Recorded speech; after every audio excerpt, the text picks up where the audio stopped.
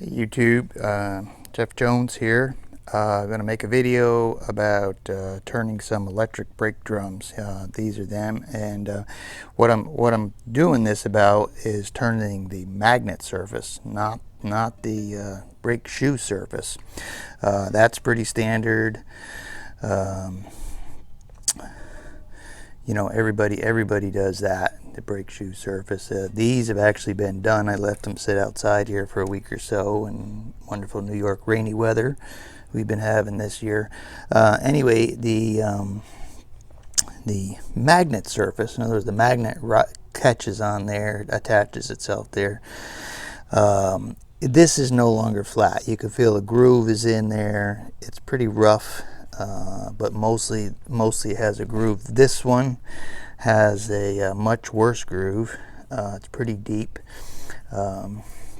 So if you're going to go through the trouble of putting new brakes on, I went ahead and got all new backing plates, self-adjusting backing plates from eTrailer. For this, these are 7,000 pound axles. We're going to be I'll show you this trailer later.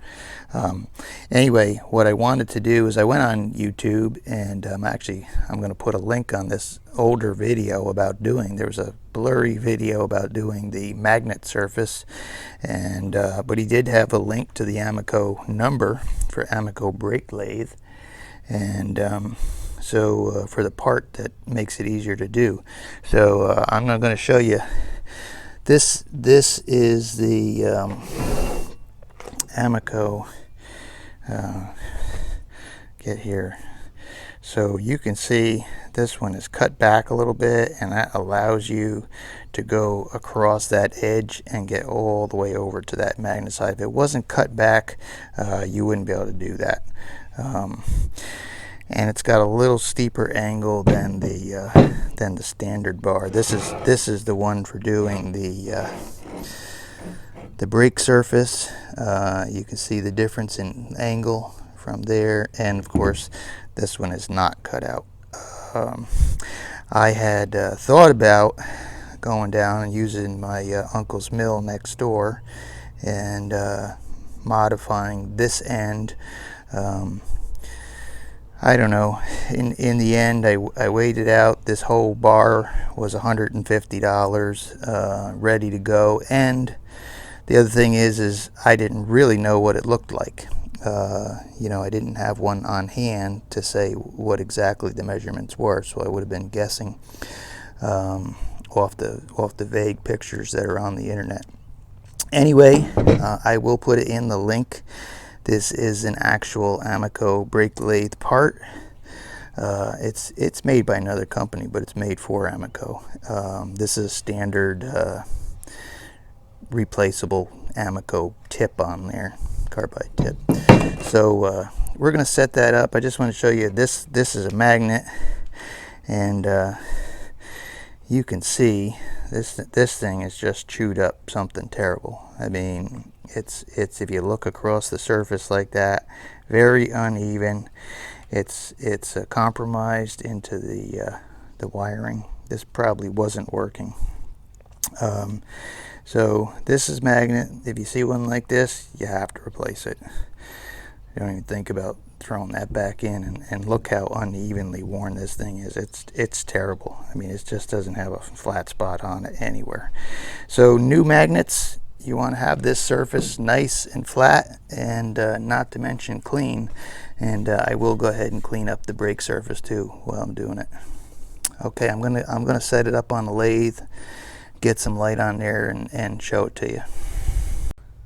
Okay guys, this is the lathe. I bought this on Craigslist. I saw it happened to have a guy that was only about 10 minutes from where I live, had it on there. I went up, spoke to him.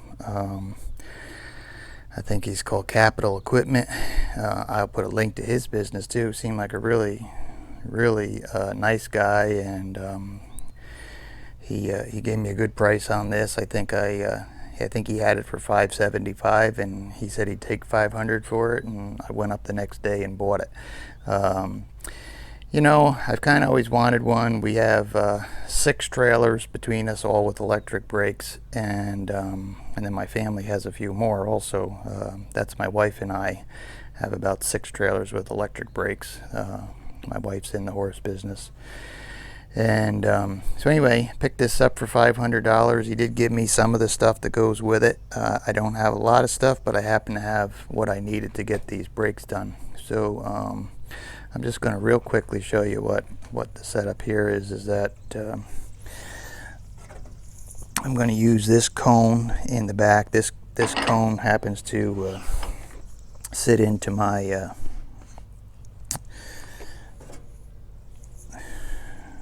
back bearing just fine. I'm going to put a little spacer in there because this needs to be a little farther out than normal, so I'm going to put that out like that.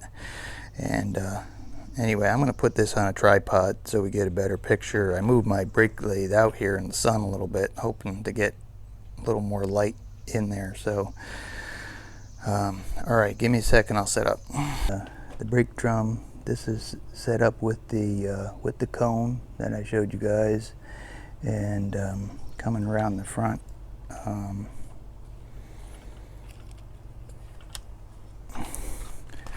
The way I did this was I just used one of the bearings that I had. I did end up buying one new hub here, so I had an extra set of bearings, and so I wasn't too concerned about this one getting filings in it, and I've been using it on all of them.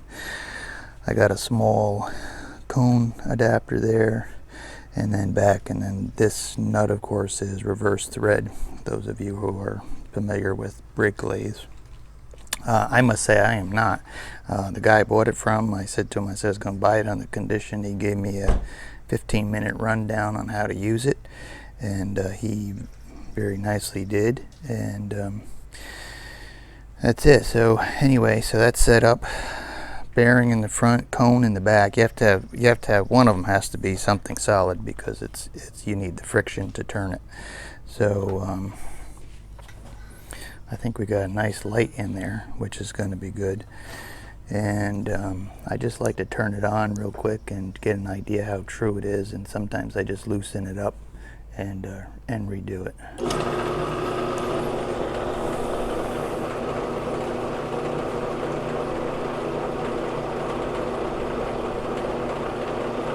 Alright, so that seems to be wobbling a little bit. I'm going to stop it, turn it around a little bit, and retighten it. Okay, so there we are again.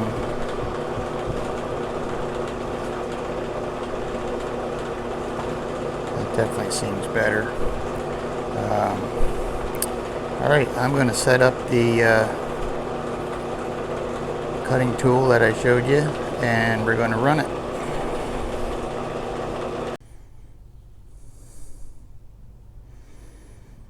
Okay, we'll just give that a try. I'm going to turn it on. Back it out by hand a little bit. Alright, so we're not touching. So I'm going to go up beyond the magnet surface. I'm going to go maybe 1/8 of a turn, and I'm going to see what we get. Alright, that's pretty nice. And just for the first one, I'm going to put it on slow auto. And we'll just watch it go.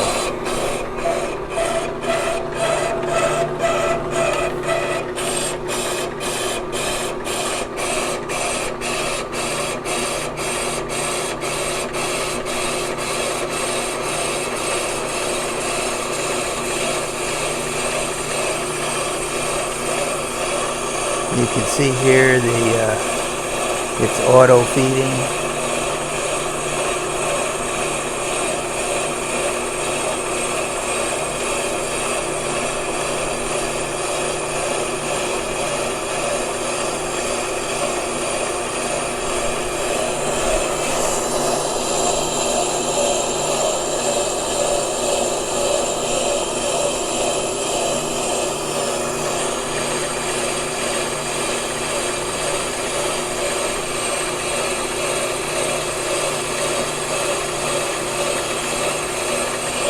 Right, I'm gonna go. I'm happy the way it's going. I'm gonna go ahead and put it on a faster feed.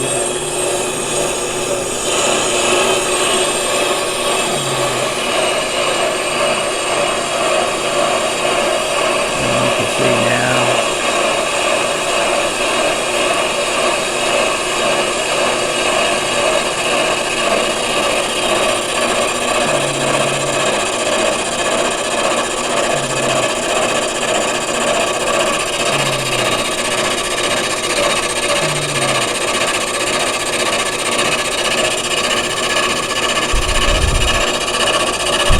You can put a magnet belt or weight belt on this thing if you want to.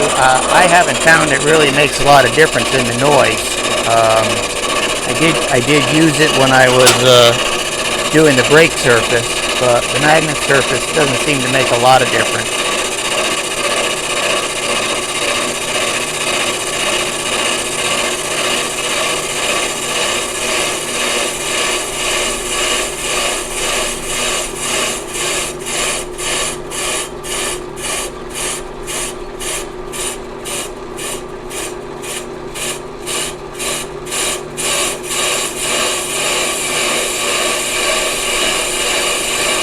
Okay, so that was the section that got quiet. You can see the groove where the magnet wore through it.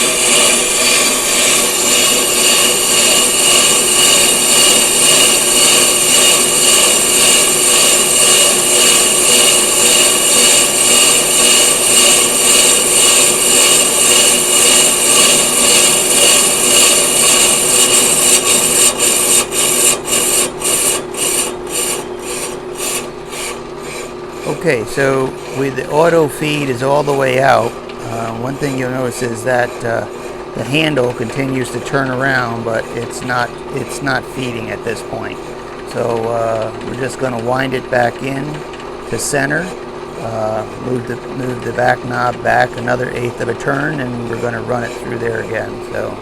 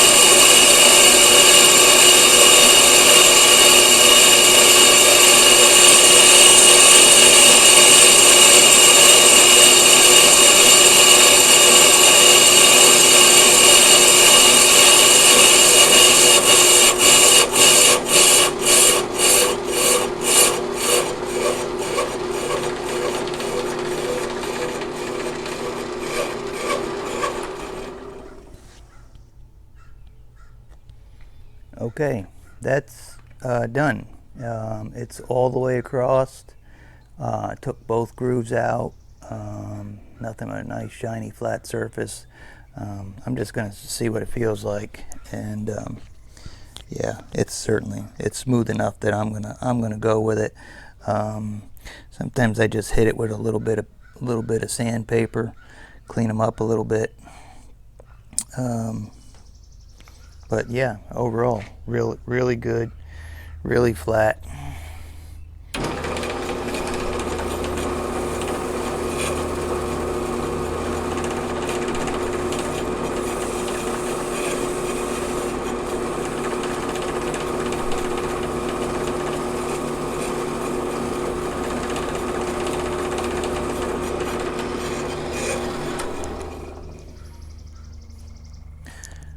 All right, I'm gonna take that out of the lathe and we'll take a look at it in the sunlight. Okay, guys. I always say guys. I guess there's potentially women too. Sorry about that. Anyway,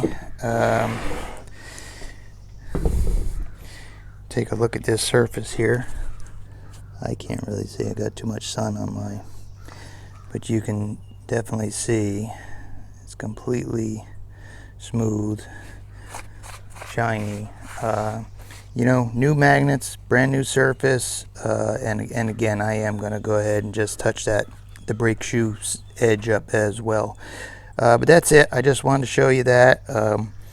You know, these drums, the 7-ton drums, $80 a piece. I figure if I can start over new. I did 5 of them that I didn't have to buy. That was $400. Like I say, I have 6 trailers. We have one brand new trailer lost a brake shoe last year and messed up the drum. I would have liked to have had this machine and fixed the drum rather than buy that. That was on the big trailer. That was a 2 1/4 12 brakes, the big brakes, 8,000 pound axle. Anyway, I do think this brake drum will pay for itself. Super nice surface. Okay guys, I'm just going to throw this in there real quick that there's tons of video on YouTube about doing the brake surface, but I just thought I'd throw this maybe on the end. If you don't want to watch it, skip past it. The part was important to me was the magnet surface, because you don't see a lot about that. Okay, so the auto feed out, and then you can set these guys here so that it shuts off automatically. You walk away and let it do its thing, and it'll just stop. So anyway, again, this is the brake shoe surface, pretty humdrum, lots of video on it. We're going to go ahead and run it. So we seem to be going now.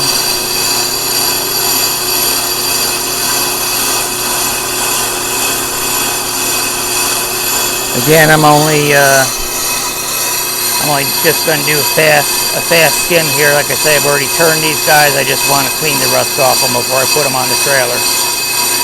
So, again, brake surface, pretty straightforward. Lots of video on it.